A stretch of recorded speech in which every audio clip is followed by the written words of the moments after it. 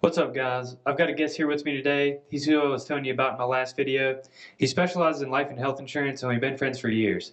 We're going to ask him some questions when it comes to the commercial and trucking side of things, but for health insurance and employee benefits. Thank you for having me, Luke. Yeah, my name's Titus Hunt. I've been dealing with insurance for a little under 8 years now. I specialize in benefits. That could be anything for benefits for employers that have 1,000 employees to as small as have 2 employees. All right, Titus. So we met when I first got into insurance, and I was a brand new agent working for an independent agency locally, and I was their commercial producer at the time. And I believe you had just gotten into insurance recently too. This was back in 2018. So what got you into the health and benefits side of things when you first got started? Yeah, 2018. Wow, we've been friends for a while. Right? Yeah, 5 years now. Back then, we were pounding coffee because we're both tired. Yeah. Not getting enough sleep. Yeah, I was a new dad too. Right. And you were a newlywed. Yeah. I actually got into insurance in 2015. We're out of school. I went to school for pre-med. I have a biology degree. And my last year of college, I decided not to go to med school. Yeah. I decided medical school wasn't for me because everyone that was in that field was unhappy. So I was just wanting to do something that I could find my own way. Awesome. Yeah, you definitely did that for sure. Yeah, yeah, when you first got started, you were a producer for a benefits company, right? And did you work solely for that one company, or did you do anything else at that time? Right. So my first 2 years or so, I was the rep for a single supplemental insurance company. That is pretty common. I still sell for them. Now I'm just more of a broker where I have multiple contracts and I can do what's best for the client. All right. So I know that you started out as a rep, but then you did get into management with that company, and I think personally that you probably learned a lot from that experience because you were having to deal with more than just your own personal sales goals, but others as well, and having to make sure that they were meeting their goals and doing the things they were supposed to be doing. How did that help with your experience in this industry? Well, it was a great experience. I got to, after 2 years, I did get into management with that company. I worked with people. My goal in that management position was to take care of agents that were already licensed and also train new ones. Nice. I had people that had been with Aflac. They like to joke. They started when I was in diapers. They've been doing it for almost 30 years now. So I got to learn a lot from them. And from the new people, we were going into a lot of companies and having a lot of meetings with employers. And we were just getting to see what was things that they were wanting when it comes to benefits, even if it wasn't what we could do personally with that supplemental company. Most employers kind of know what they want. They might not understand all the situation. They might just say, well, I want medical, and then you can talk it out, and turns out they want more than medical. Yeah. Because typically when people talk about, you ask them what they want. Well, I want a full medical or a full benefit package. Well, that's more than just medical insurance. Gotcha. Yeah. Medical is definitely the most wanted when it comes to benefits, and dental, and then Yeah, it's like the main course of the meal, but there's lots of other sides that people don't realize that you can add on to make that a total package. Right.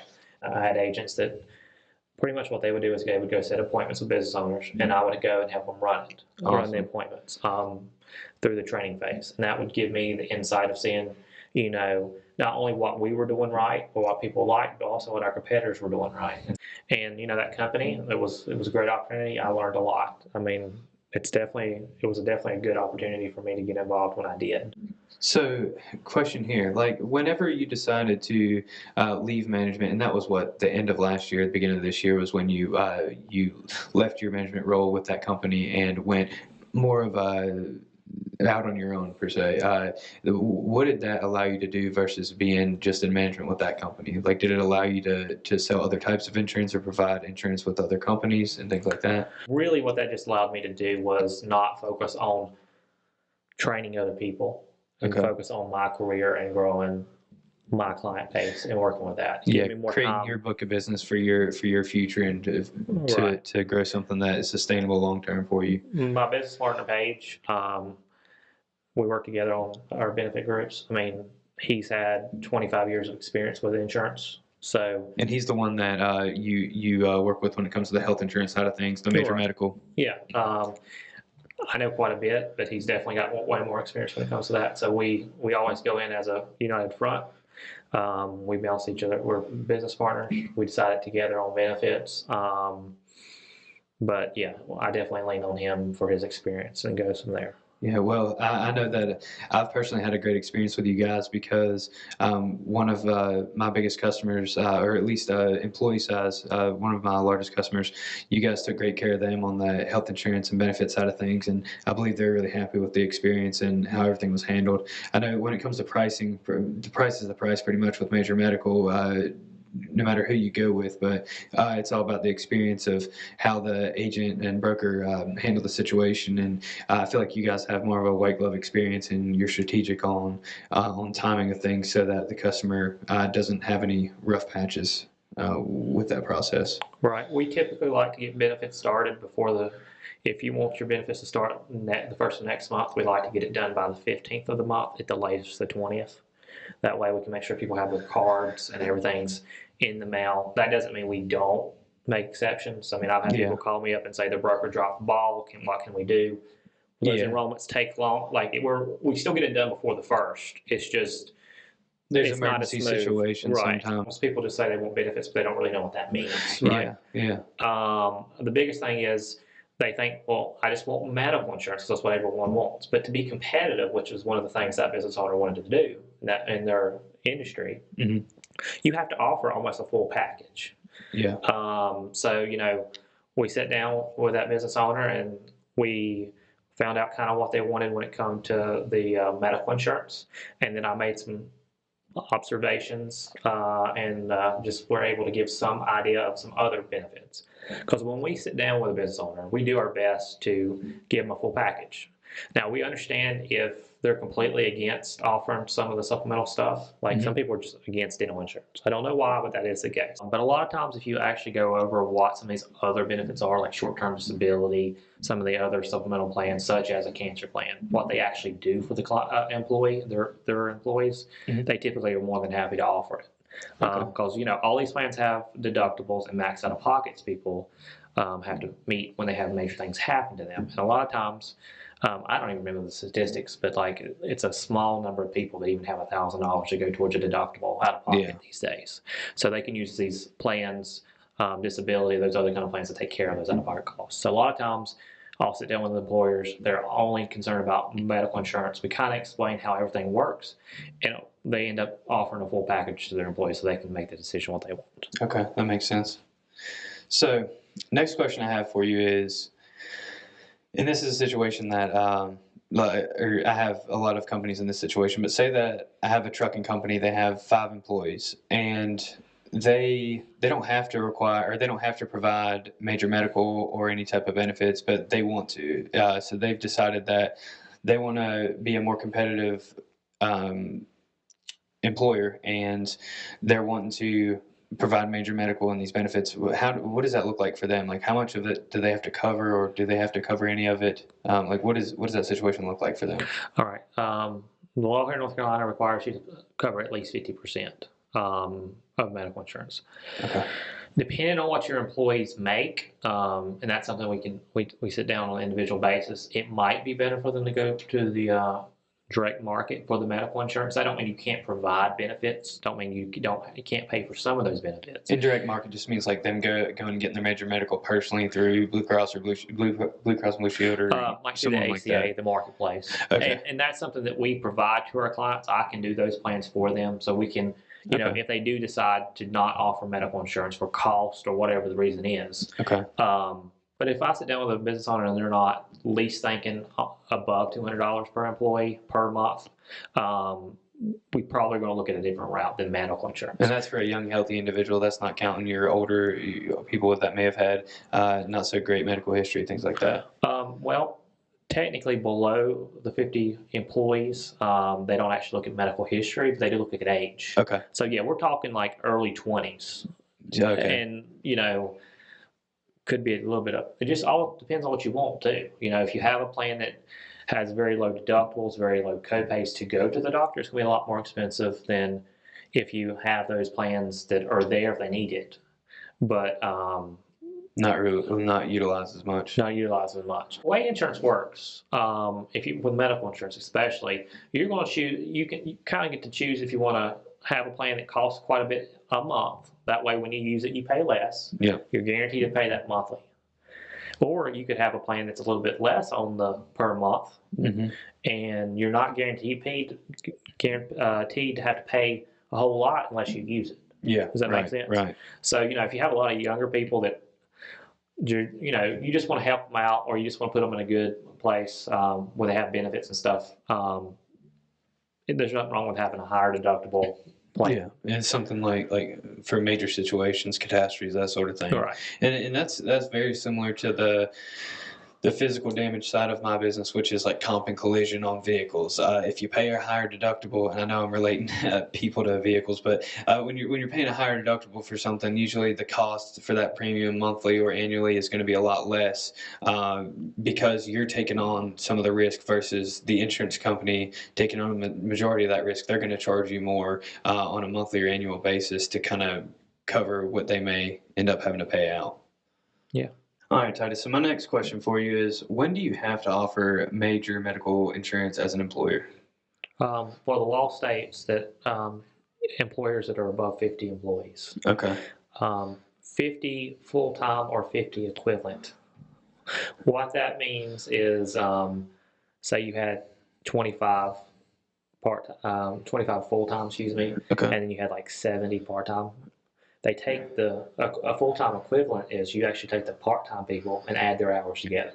Okay. And full-time by the law is 30 hours. It's not 40.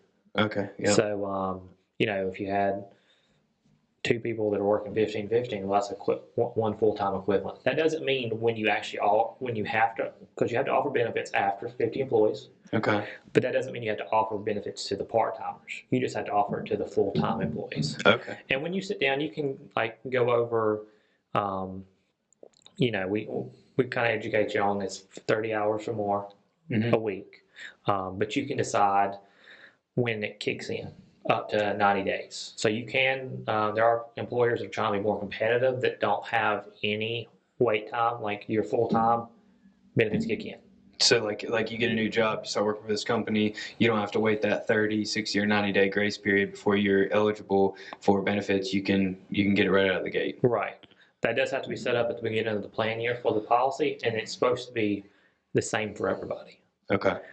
You can't have any special treatment for certain employees, things like that. You're not supposed to. Okay. I'm not going to say people don't try that or they don't do that, but the way the rule is it's supposed to be the same. Okay. And what is there a maximum wait period? Can you wait a year? Could you make your new employees wait a whole year before they're eligible for your benefits? No, the way the 90 days is the max. 90 days is the max that you can wait. It's the day of the 90th day is the max. Okay. Because really and I'm sure there's exceptions to this, okay? But typically it's immediately. Then it's the 30th day, or it could be the first of the month after 30 days. Okay. And you can do that the first of the month or the 60th day. So the 30th and the 60th limit, you can actually say the 30th day or the first month after 30 days. The same with 60 days. Okay. But 90 is it. The 90th day, their benefits have to kick in. Okay. There's no leeway there. Right. I will say if you know you're going to hit that 50 person mark, go ahead and start looking at medical insurance. It's a lot easier to get a group established before you have 50 employees than after 50 employees. Because they don't look at claims history below 50. Okay. But above 50, they do some underwriting and look at more things. So it's a lot more in-depth underwriting when it comes to when you're actually at that 50 or more employee count. Right. All right. So say that you're a trucking company and you're at the point to where you want to purchase benefits, but you don't really know how to get started. What does that process look like? Well, typically I'd like to have a conversation in person, virtual, over the phone, ask a couple questions. Kind of need to know how many employees you have. What are you looking at for benefits? Learn a little bit about the business. So like a pre-consultation call to learn a little bit about what exactly they need. And then after that, what happens? Right, and we don't charge anything for that. Okay. It's kind of just getting to know you and kind of what you want. Some people, like I said before, some people want the best benefits in the world. and some people just want to offer medical insurance. Because the difference between, if you're truly trying to be competitive, you're probably going to have to pay more than 50%. Okay. Or what do we want in deductibles? What do we want in copays? That kind of thing. Gotcha. Okay. So we had that conversation. I'll send you an email saying, with a census we need filled out of your employees' information. It's not as simple as just having like a tax ID number and, I got 10 employees. Okay. We need to know, we need to be able to rate, even if they think they don't want it, we still need to quote them. Like names, ages, Right. like their date of birth, what other information you need on the employee, what gender they are, like address information, anything like that? Zip codes. Zip codes, okay. So zip code, full name, date of birth, gender, that's pretty much it for employees, like as far as information for them? Pretty much it. And then we'd need like tax ID number of the business, whoever's going to be The point of contact. Point of contact that's going to be over that portion of things. Could be HR, or it could be the owner or their spouse. Yeah. So it's one of those things that we get that information and we go looking. And I also like to ask what carriers or providers you would like, because people have opinions on things. Yeah. Very few people have never had medical insurance or benefits. Right. So I have we have providers that I think work a little bit better depending on your size. But at the same time, if you say, well, I don't want to hear about this provider, and that's what I'm not going to talk about it. Yeah, like if you've had a bad experience with them or something, it's just they're kind of out of the picture. You just have to deal with what you got left. And that's with medical. That's with anything, dental, vision. Yeah, on my side too. There's it's usually it's either the customer had a bad experience with them, or the people that they're working with won't allow them to be insured by that company because they had a bad experience with them. So that happens in all aspects of insurance, I feel like. But to be the most competitive, we probably are going to, we're going to quote it with for medical, Blue Cross Blue Shield, United Healthcare, Aetna, Cigna. There's a couple other smaller parties, that might be a little bit cheaper. So it's really going to be what you want. If we're trying to get medical insurance for the cheapest options, there's some other options out there. Yep. And usually you're going to get what you pay for. Not saying that those options are bad, but it may not be as streamlined of processes or as nice of systems in place as far as like your other major medical carriers. Well, the biggest thing is like more networks and stuff like that. Okay. So NatGen, for example. Okay. Nat General. Yep. Very much PNC, right? But they do have a medical plan, and they say they do Cigna and Aetna networks. Yeah, that's right. I've had some personal experience with them. So that's something that we could look at. If you just want to offer benefits and you don't have to have Blue Cross, and a lot of people want Blue Cross Blue Shield, which is one of the top, if not the top provider in the state. Yeah, definitely in North Carolina. Yeah, that's I would say that's probably the most preferred, and it's what's utilized by a lot of the local and state governments too. Right. Typically, also in that call, not with trucking it necessarily, but we ask kind of like what areas y'all work, what areas people live in. Yeah. Because the other thing that we can do is we can look at limited networks. We can do I think Blue Cross is called the High Performance Network. Okay. Don't quote me on that. They changed their terminology. But it's just like certain counties in North Carolina, if you live in them, you could have that coverage. And it's typically a little bit cheaper. So, but that's something that, if you just email me or, say, I need a quote, here's the basic information, I'm not going to know what to give you.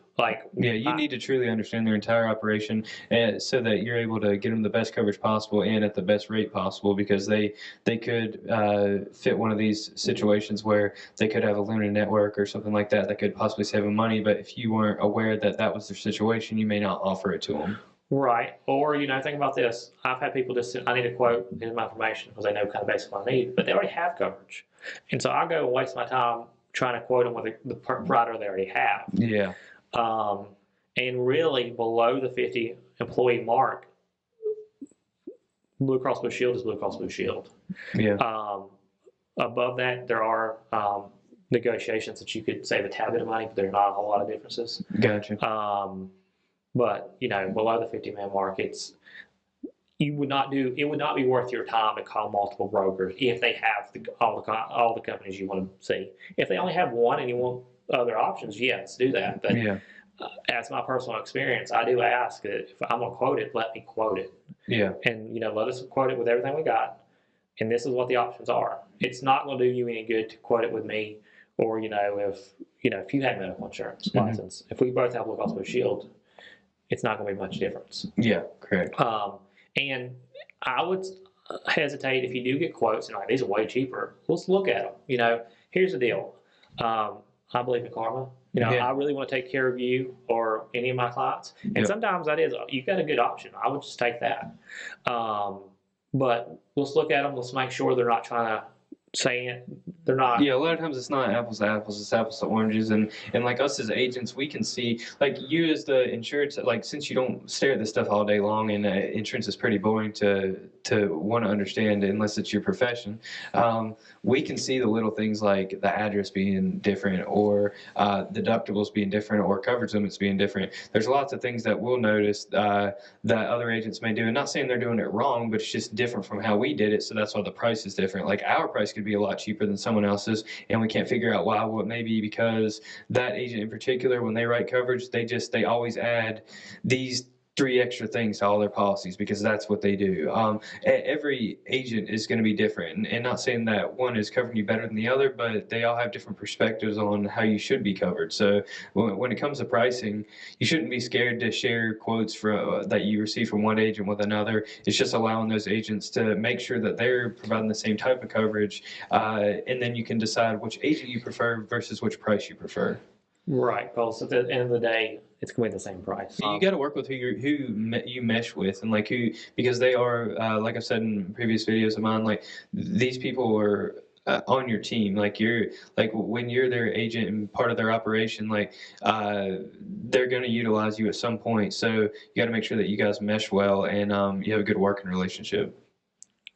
I couldn't agree more. All right, guys, that wraps up our questions for Titus today, but we're definitely going to have him on again soon. So if you have any questions about things we've talked about today, make sure that you put your question in the comment section below.